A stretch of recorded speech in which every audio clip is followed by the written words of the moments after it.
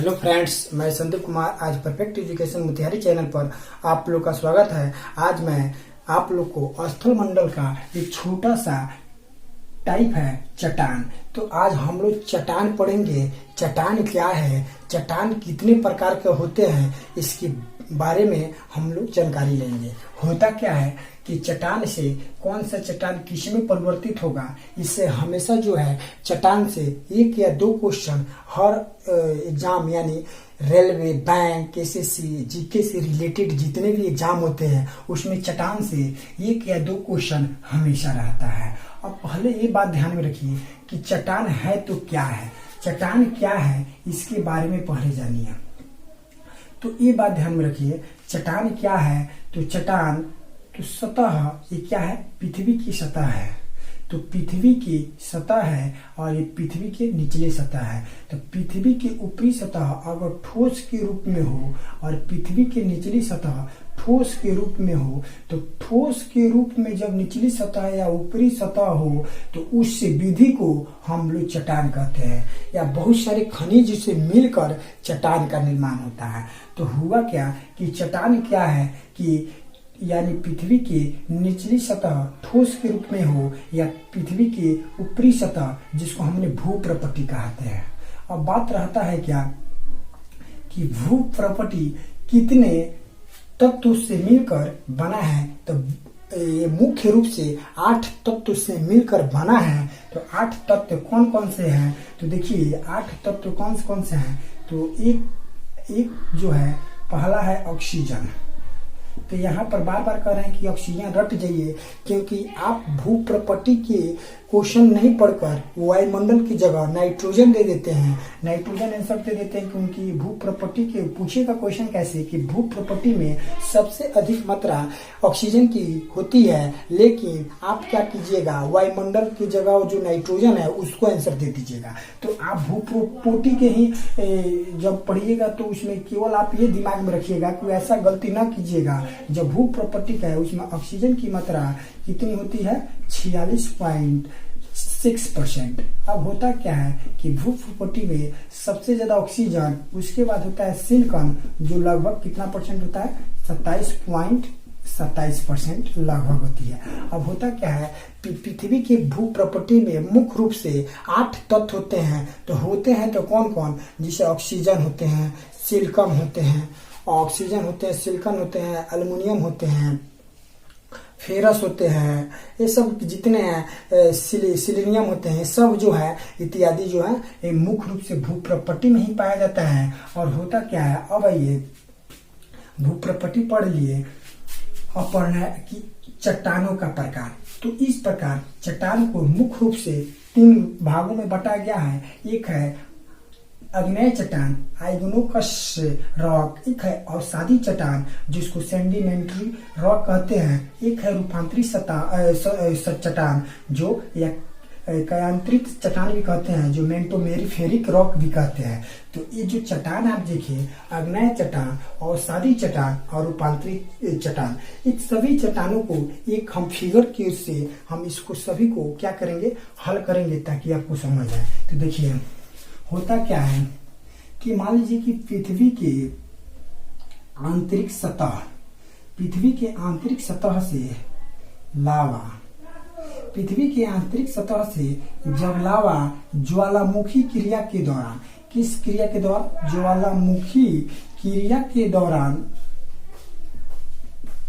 जब इस सतह से ऊपरी यानी आप कह सकते हैं कि एक मिनट इसे पिछले वीडियो में ये भी देख लीजिए, इसको भी बताएंगे। पहले ये देख लीजिए कि आग्नेय चट्टान की अगर पृथ्वी की ऊपरी सतह में होती क्या है, ठोस रूप में बेसाल्ट, जो आग्नेय चट्टान है कौन है, बेसाल्ट।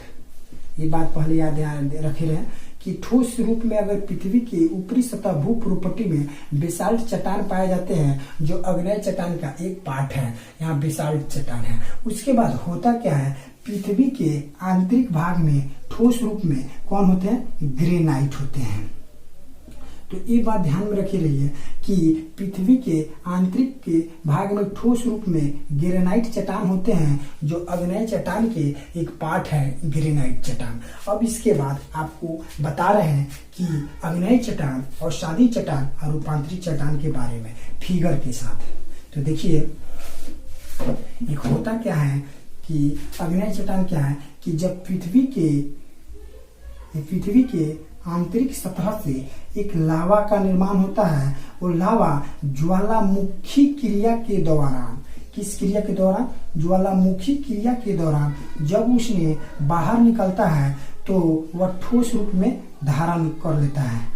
होता क्या है, इसको अग्नेय चट्टान कहते हैं। तो होता क्या है, एक बार ये भी बात ध्यान रखिए कि अग्नेय चट्टान जब, या इसको लावा या मैग्मा कहते हैं, होता क्या है कि जब पृथ्वी के आंतरिक ठोस से एक लावा उत्पन्न होती है, जब लावा पृथ्वी के ऊपरी सतह से होकर ज्वालामुखी क्रिया के दौरान वो लावा मैग्मा एक सतह पर आके एक समतलीय सतह पर जमा हो जाती है, और वो जो है किस प्रकार की होती है, तो ज्वालामुखी जो केवल आग के रूप में ही होता है, तो वो जो है बाहर आकर ठोस रूप में क्या होता है, बन जाता है, ठोस रूप में अवस्थित हो जाता है, उसको अग्नेय चट्टान कहते हैं। और ये भी बात ध्यान में रखिए कि अग्नेय चट्टान में कि सभी जीवाश्म को, जितने भी जीवाश्म हैं सभी को एक जलाकर राख कर देता है, इसलिए अग्नेय चट्टान जो है ये जीवाश्म रहित चट्टान है। अब इसके बाद जब ठोस रूप चट्टान, होता क्या है कि ये ठोस रूप चट्टान जो है एक स्थान से दूसरे स्थान में, अग्नेय चट्टान जो कहते हैं ठोस रूप, वो एक स्थान से दूसरे स्थान पर चली जाती है, उसको अवसादी चट्टान कहते हैं। अवसादी चट्टान क्या होता है कि जब अग्नेय चट्टान जो ठोस रूप में होते हैं वो जीवाश्म रहित होते हैं, जीवाश्म उसमें नहीं होते हैं, जीवाश्म को जला देता है, लेकिन ठोस रूप में जो अग्नेय चट्टान है वो निक्षेपण यानी एक स्थान से किसी भी सहारे से वह जो है ये ठोस रूप टूट कर छोटे छोटे पार्टों में बट जाती है, जिसको पर्वतदार टाइप के हो जाता है। किस तरह के? पर्वतदार। तो परतदार या पर्वतदार कह सकते हैं। तो परतदार के रूप में जब टूट जाती है तो इनके बीच में जो गैपिंग होती है उसमें जीवाश्म आकर कड़ी रूप से जुड़ जाते हैं। तो ये इसमें जीवाश्म होते हैं और सादी चट्टान ये निक्षेपण क्रिया के कारण माने एक स्थान से कहाँ जाती है, दूसरे स्थान। अब होता क्या है कि अवसादी चट्टान परतदार के रूप में अग्नेय चट्टान ही टूटा तो अवसादी चट्टान का निर्माण हुआ। अब इसके बाद एक छोटे छोटे कणों के रूप में ये रूपांतरित हो जाती है, उसको रूपांतरित चट्टान कहते हैं। देखिए रूपांतरित चट्टान क्या है, डायरेक्ट अग्नेय चट्टान रूपांतरित हो जाती है तो उसको भी रूपांतरित चट्टान कहते हैं, या अवसादी चट्टान डायरेक्ट रूपांतरित हो जाती है यानी रूपांतर हो जाती है तो उसको रूपांतरित चट्टान या क्रियान्वित चट्टान भी कहते हैं। और बात रही क्या कि अग्नेय चट्टान और अवसादी चट्टान और रूपांतरित चट्टान, तो याद कैसे रखे, तो जब यानी अग्नेय माने आग का गोला है, जब आग के गोला हवा के संपर्क में आएंगे तो ठोस रूप में हो जाएंगे, तो इसलिए इसको अग्नेय चट्टान कहते हैं।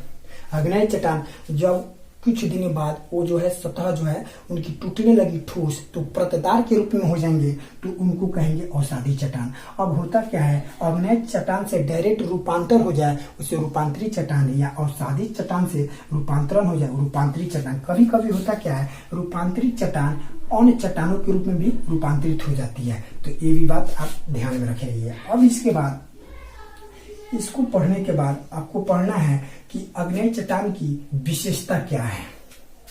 तो आइए आपको बता रहे हैं अग्नेय चट्टान। तो ये बात ध्यान में रखे रहिए। आपको तो ये बात बोला गया है कि जब लावा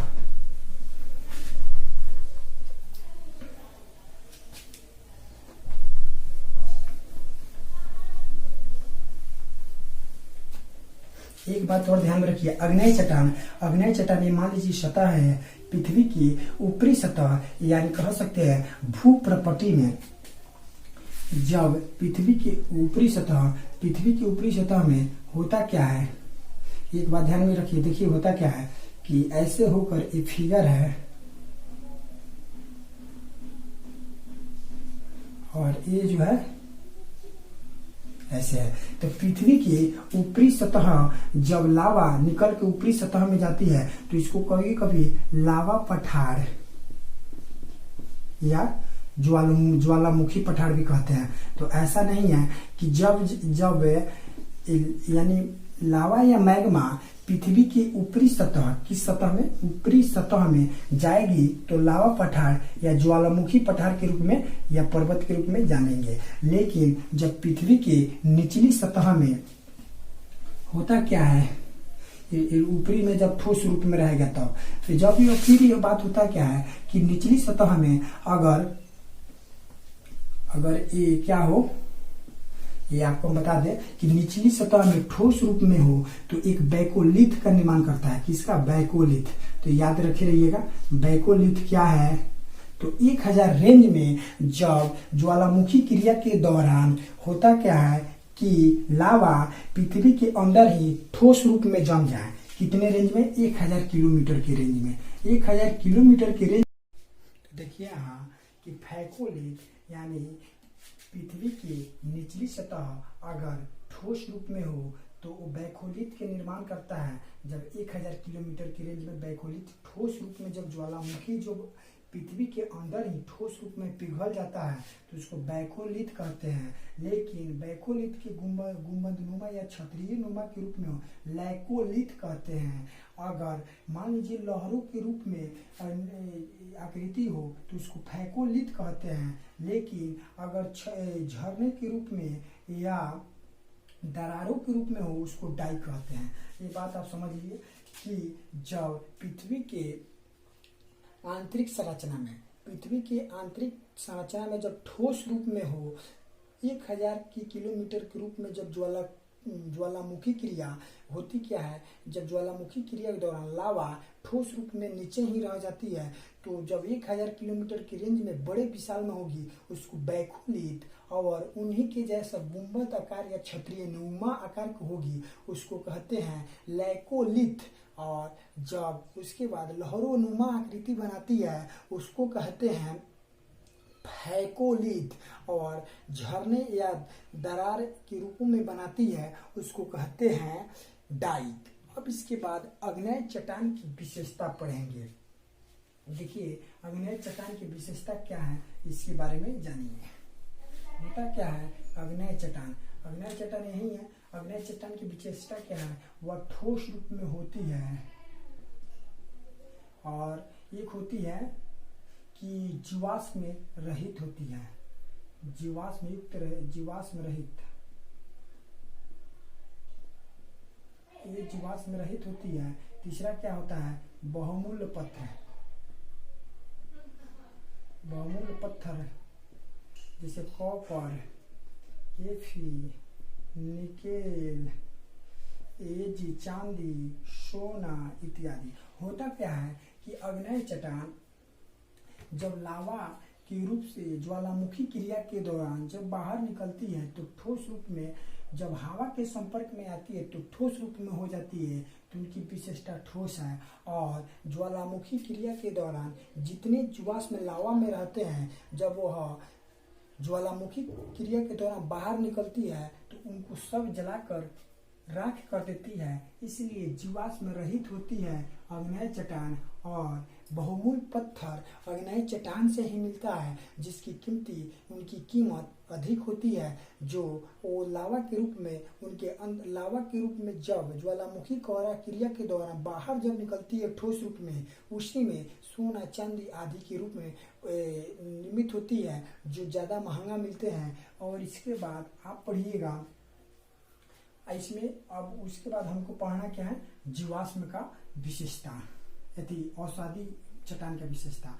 औषधि का विशेषता क्या है? औषधि का विशेषता यह है कि वह जीवाश्म होते हैं। वो होता क्या है कि प्रत्यदार के रूप में टूटते हैं, बीच में जो गैप होते हैं उसमें जीवाश्म जाकर कड़ी रूप से जुड़ जाते हैं। तो होता क्या है, ये जीवाश्म युक्त होते हैं लेकिन ये प्रत्यदार के रूप में छूटते हैं। ये कोयला के रूप में भी निर्मित होते हैं। ये भी होता है खनिज तेल। होता क्या है कि जीवाश्म युक्त के रूप में होते हैं, क्योंकि उनकी जब वो अग्नेय चट्टान ठोस रूप में होते हैं, कुछ दिन बाद जब वो यानी परतदार के रूप में टूटते हैं तो उनके बीच में जो गैपिंग होती है उन्हीं को जीवाश्म युक्त कड़ी होती है, उसको परतदार कहते हैं। होता क्या है, खनिज तेल पेट्रोलियम आदि की जीवाश्म के कारण ही बनता है। तो खनिज तेल पेट्रोलियम गैस आदि का निर्माण और सादी चट्टान से ही होता है। इनका एक एग्जाम्पल भी सुन लीजिए, जैसे आप एग्जाम्पल सुन सकते हैं लोएस मैदान। वो होता लोएस मैदान है कहाँ, तो तक्काल मकान के रूप में है, तक्काल मकान के रूप में चीन में है। तक्काल मकान बहुत इंपोर्टेंट क्वेश्चन है। उसके बाद एक है इनका उसके बाद है बलुआ पत्थर, एग्जाम्पल है बलुआ पत्थर। तो देखिए अब होता क्या, लोएस मैदान, बलुआ पत्थर, नमक, उसके बाद होता क्या चूना पत्थर, ये सब एग्जाम्पल है। तो आप ये कहिएगा कि वो परतदार होते हैं, कोयला के रूप, खनिज तेल के रूप में इनको निकाला जाता है और सादी चट्टान से। आप कहेगा पेट्रोलियम तेल किससे, चट्टान से प्राप्त होती है, तो आप कहिएगा कि औसादी चट्टान से। औसादी चट्टान का एक होते हैं एग्जाम्पल के तौर पे लोएस मैदान। लोएस मकान क्या है, लोएस मैदान जब एक स्थान से हवा के द्वारा बालू जब एक स्थान से दूसरे स्थान के रूप में लाकर एक मैदान के रूप में बड़ी विशालता के रूप में मैदान बनाता है, उसको लोएस मैदान कहते हैं। और लोएस मैदान उनको लोएस मैदान कहते हैं। उस लोएस मैदान में एक तत्काल मकान के रूप में वो निर्भर होती है जो चीन में है।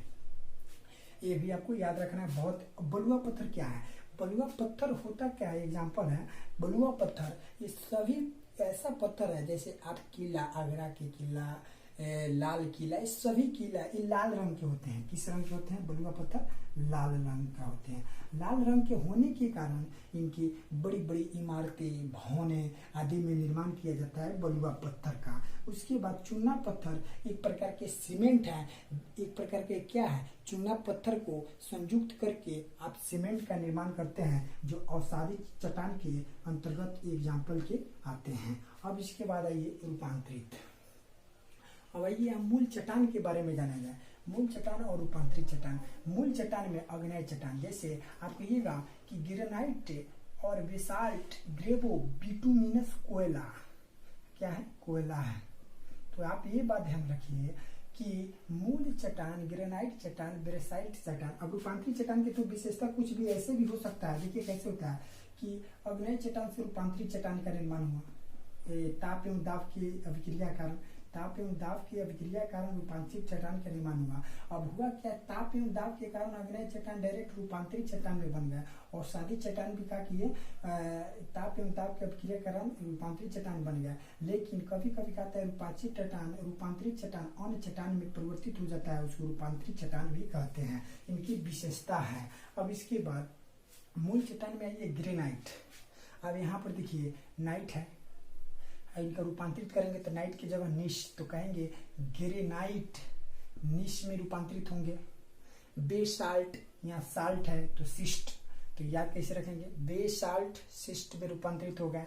ग्रेवो सरपेंटाइन में, तो ग्रेवो सरपेंटाइन में। और बिटुमिनस कोयला ग्रेफाइट में। तो कैसे याद रखेंगे कि आपको याद रखना है ऐसे, ग्रेनाइट निश में, बेसाल्ट सिस्ट में, उस ग्रेवो सरपेंटाइन और चूना पत्थर ये बिटुमिनस कोयला ग्रेफाइट। ग्रेफाइट का मतलब ये समझिए, जैसे आप पेंसिल देखते हैं, जो पेंसिल का मतलब जो आप पेंसिल नहीं देखते हैं, उसके अंदर जो नुकीले रहते हैं, हम लोग लिखते हैं उसको कटर से सिरकर, वो ग्रेफाइट का बना होता है। वो अधातु है फिर भी वो सुचालक है, विद्युत का सुचालक है। उसको आप उसमें किसी भी तरह अगर उसको किसी बोर्ड में लगाकर उसको कीजिएगा तो आपको करंट मार देगा। तो विद्युत का सुचालक है वो। ग्रेफाइट का कलर वही होता है, वही ग्रेफाइट कहा जाता है। अब देखिए अब होता क्या है, बिटुमिनस हो गया। अब पढ़ना है आपको औसादी चट्टान के। देखिए सेल क्या होता है, सेल स्लेट में बदला। किसमें बदला, सेल स्लेट। तो सेल किसको याद करेंगे, स्लेट को। चूना पत्थर संगमरमर में, और डोलोमाइट भी संगमरमर में। तो ये याद कीजिएगा कि चूना पत्थर डोलोमाइट रूपांतरित होते हैं संगमरमर में, फिर उसके बाद बलुआ पत्थर आप क्वार्टजाइट में।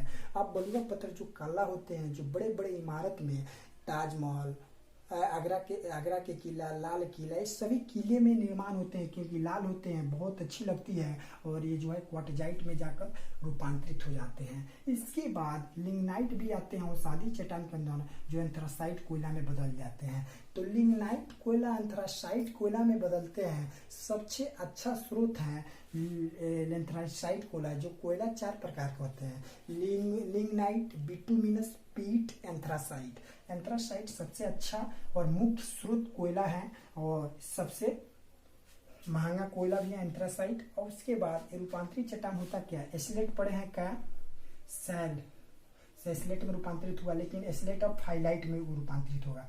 एस्लेट किस में रूपांतरित होगा, फाइलाइट में। लेकिन फाइलाइट अब किस में रूपांतरित होगा, फाइलाइट आपको रूपांतरित होगा सिस्ट में। अब एक बात इस सभी को एक बार रिकॉल कीजिएगा, मेरे साथ रिवीजन कीजिएगा, जिस प्रकार 2 बार 3 बार इस वीडियो को देखिएगा ताकि सभी याद हो जाए।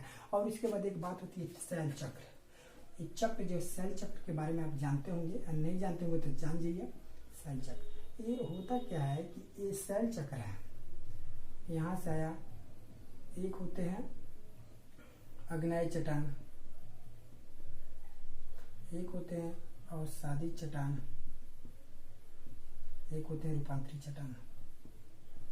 यानी सभी चक्रों, आग्नेय चट्टान, अवसादी चट्टान, रूपांतरित चट्टान को सर्किट के रूप में यानी साइक्लिक के रूप में इसको प्रचक्रण करता है, उसी को सेल चक्र के नाम जानते हैं, कहते हैं। सेल चक्र क्या है, तो आग्नेय चट्टान से अवसादी चट्टान में निर्माण करना, अवसादी चट्टान से रूपांतरित चट्टान, फिर रूपांतरित से आग्नेय चट्टान, आग्नेय चट्टान से अवसादी चट्टान। तो ऐसे क्या करता है, साइक्लिक के रूप में घूमता है, इसीलिए इसका नाम सेल चक्र कहा जाता है। तो हम उम्मीद करते हैं कि इस स्थल मंडल का एक छोटा चट्टान जो है आपको अच्छी लगी होगी वीडियो, और वीडियो अच्छी लगी होगी तो दोस्तों में शेयर, लाइक और सब्सक्राइब करना ना भूले। और ऐसा ऐसा वीडियो फिर लेते आएंगे। इस चट्टान का ये पार्ट है, और किसी भी ऑब्जेक्टिव बुक से ऑब्जेक्टिव बनाएं, और आप ऑब्जेक्टिव बुक ऑब्जेक्टिव बनाएं ताकि आपको फील हो कि हम कितना इसे सीखें और अपने बुक से बनाते रहें। आपका दिन शुभ हो। Thank you.